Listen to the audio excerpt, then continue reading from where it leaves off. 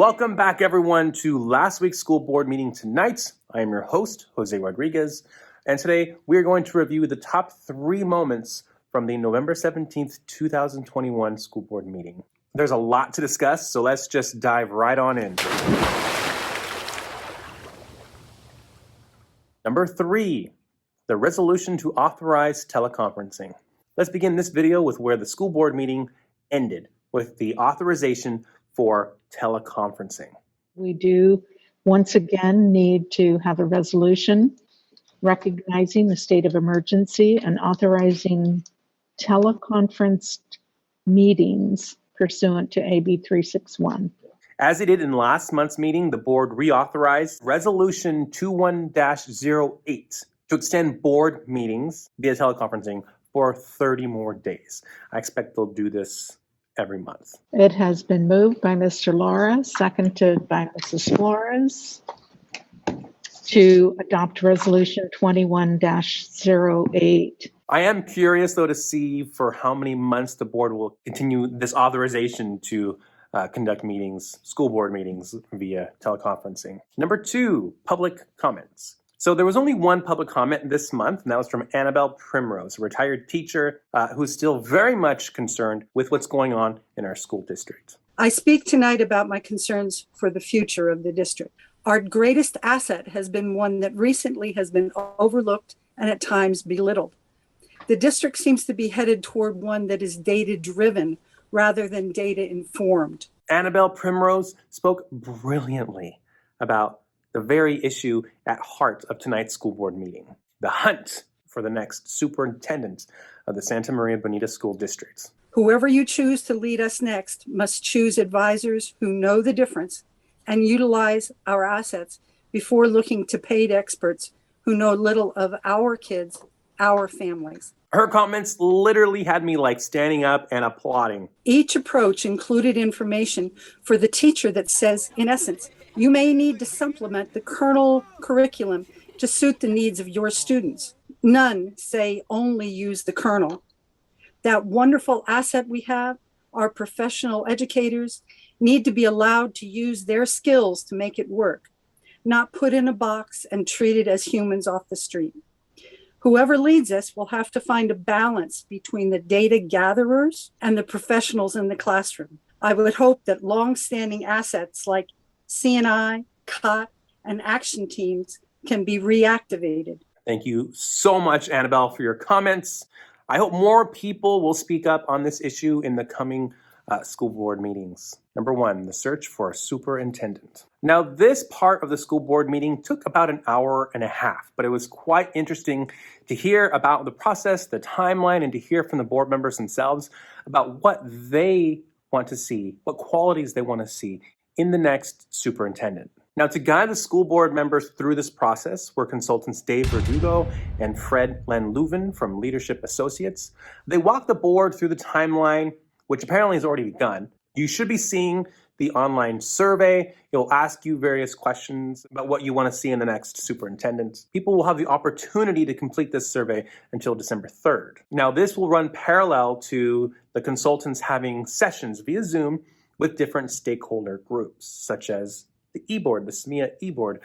We will meet via Zoom with the consultants on December 1st. Now, between December and January, according to the timeline, the consultants will run ads and actively recruit for candidates for the position of superintendent, and the deadline to apply will be January 20th, 2022. In February, the board will have time to look at the applications, they'll do interviews, and by Valentine's Day weekend, they should have interviewed everyone and be down to 2 final candidates. And then at the March 9th school board meeting, the board will present the candidate for superintendent that they've chosen and then approve that person. There was a little bit of a kerfuffle because the timeline that consultants presented indicated that whoever they hire will begin in late March, early April, which elicited from some school board members confusion. The very tail end of the timeline has March, April 2022 for new superintendent begins. I just wanted to confirm or see how that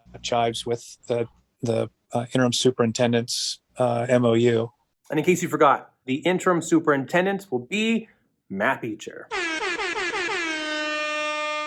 I thought we had discussed previously that in reality, we really are not looking for a new superintendent to begin until the 22-23 school year, until June or July. Yeah, and that was thank you, Linda, because that was kind of the clarification I was seeking. The consultants also discussed with the board various interest groups, community groups that they would like to hear feedback from as the superintendent search is underway. Some school board members even suggested reaching out to students. My thought would be to really try and figure out how we could meaningfully engage students about their thoughts in our district, because we're elementary or K8, it might be a little different than unified or high school districts. I believe that our junior highs do have ASB officers. Mm-hmm. So I would personally suggest that would be a really good place to start. Board member Ricardo Valencia asked that the consultants reach out to local indigenous or immigrant groups and their advocacy groups. It was also brought up that obviously they should speak to parents through groups like School Site Council, PTA, PK, LCAP. And some people even brought up maybe speaking to Kiwanis, Altrusa, YMCA, Boys and Girls Club. Board member Ricardo Valencia even made a point of asking that the consultants meet with some parents in person due to potential technology issues. But because of COVID concerns, the consultants weren't too keen on that idea. And Fred, have we discussed on whether they're going to, our input is going to be able to be from the community in person and through Zoom like we're doing now? Can you please let us know if you have the capacity to do both for those that can't come in person and for those that prefer to talk to you in person? Yeah, it's going to depending on what rooms look like and what your space is like and how many people we're going to put in a room. All the rules that you have, we're not going to violate any of that stuff. No, I definitely can appreciate, right, given the challenges that we're in this COVID environment, right? So I definitely wouldn't want to put any of our staff, our community members in harm's way. But I also see the value for those families that have a hard time, right, connecting through technology, right? And also just the personal touch of talking to somebody and meeting somebody one-on-one obviously still goes a long way. So I would understand if it's not possible, right, to do it in person, but if there is the possibility of meeting with at least one or two groups in person, I think that would also be really important for our families. Now, once all the survey data is compiled, along with input from the sessions, from the people in the community via Zoom, a position description will be generated for those looking to apply. And the school board members themselves will receive an executive summary outlining all of this information, all this data. Now, the most interesting part of this whole meeting, this whole discussion, was when the consultants got their feedback, the survey feedback, directly from the school board members themselves. Now, here are a couple of highlights. So I would rank as number one right now, experience in transformation and school turnaround. And I would put school/district turnaround. And then as well, bilingual experience with working with diverse communities, because we're a very diverse community. I was glad to hear from both school board members, Vito Flores and John Hollinshead, that they really wanted to look for a superintendent who valued relationship building. One of the pieces would be relationship building in terms of skills that embrace and empower all that are involved in educating our students and the students. However, it was John Hollinshead, I believe, who had the most outstanding comment of the night right here. Is going to really celebrate not just the accountability piece, not just the curricular piece, but the artistry of teaching and the collaboration of that artistry between our teachers. So I know that's a really long-winded way to say it, but I think, all of education has become so focused on accountability because of the different funding that Linda was just mentioning, that we quit seeing a forest for the trees because we're dealing with accountability and testing and all those things that start to feel like we're slipping back into NCLB. And of course, he walked it back a little bit when he got some pushback from board member Linda Cordero. It's not just with teachers. I'm sorry, John. I don't think you meant just with teachers, but collaboration within our whole system. Correct. I think that's kind of what I was alluding to with the site. But you're right, Linda. It's our class. It's everybody. It's all staff. Now, at this point, the consultants asked the school board members, what do you perceive to be the strengths or the assets of your district? Spoiler alert, none of the board members said that teachers were the assets or strengths of the school district. Keep that off to the side of your brain. We will revisit this shortly. But here are a few of the strengths that they cited. I would just go on to say that, over the past 5 years, we have really refined our vision and our mission for student success and are putting pieces in place and taking actions to move us forward toward ensuring that we can achieve that vision. There's always been a good plan in place. Understanding the plan sometimes takes more of a journey, but there's a solid plan there.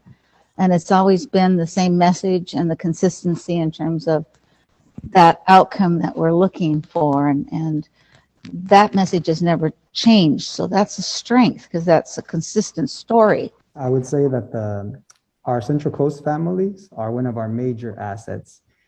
We have such a hardworking community, strong farm worker community, and our families have such high hopes and dreams and aspirations for their young people. Now, while we didn't make the list of strengths or assets, we did, however, make the list of challenges our district faces. We have, over the past 5 years, we have been taking steps to move toward building systems and processes that will better serve our students. We all want our students to become successful citizens. And I think one of the challenges that still is there is some level of resistance to change, but I think it mostly comes from not fully understanding the why this is going to give us a better result. Change is that force that has to happen. And as an old timer, things aren't being done the way they used to be when I was around because it's not what is needed per se. There has to be a stronger focus to push this gap closed. And again, working smarter does help that process. It's understanding it all as I'm sitting over here trying to understand it all on this side. As an educator, trying to understand it all also is internalizing it with a lot of sometimes resistance because you're trying to survive in this realm of, you get COVID, you get distance learning, you also get new curriculum, you also get, there's just a lot of things coming at them. And I understand that. It's a bit disingenuous, if I might be so bold, to say that teachers don't want to embrace change, especially given that we just went through like a year and a half of insane change and we were able to adapt and be flexible on a dime, like literally over a weekend. It's also a bit disingenuous to say that the reason why teachers are not completely on board with everything is because we don't understand. We don't know the why of the district's plans. I do know the why. I think a lot of us know the why. We just don't agree with the how. I think many of us want our students to be successful, be socially, emotionally healthy, to be on, a college or career path. We just don't agree with the way the district is going about it. And I must say that a lot of the resistance they referred to could have been avoided had the district included or involved us in meetings instead of really closing us out, such as nixing C&I, COT. So we didn't really have a platform to voice our input or to be heard. So I hope, I'm sure many of you hope as well, that the next superintendent will value teacher input and collaboration. Because we're the ones in the classroom every day with kids. I did appreciate that Hollinshead and Ricardo Valencia had some great insight, though, into some other challenges that our district is facing. In terms of some of the challenges, I really appreciate what Mr. Hollinshead was mentioning, this sort of like, how do we balance the art and science of teaching and learning? So some of the feedback that our staff have given us, our teaching staff, is they feel like boxed in. They feel like, they're having to teach to a test. And we know that that can be very demoralizing for many of our staff. Challenges that create some obstacles to their learning and maybe their behavior in the classroom. I think as it relates to a lot of these things, we said that our community was our greatest asset.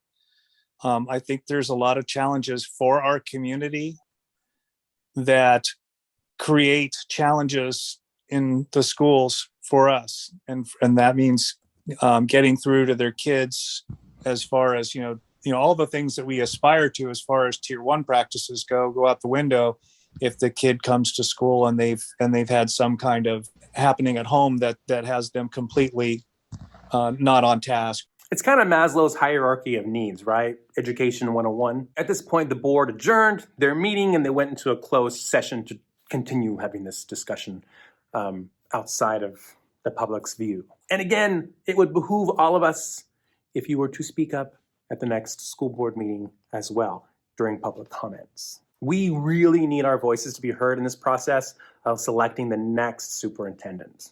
All right, thank you so much for joining me. The next school board meeting will be December 15th, 2021. So stay tuned for that meeting and for episode 4 of last week's school board meeting tonight. If you want to watch the school board meeting in full, it's super interesting. Go ahead and go down to the description. You'll find a link to that meeting. Don't forget to like and subscribe. Thank you all for watching, for staying informed. Clearly, the struggle continues, and we can only do this in solidarity. So thank you so much. And now for your moment of Zen. That's the first time you've been muted, John. And you couldn't see me raising my hand.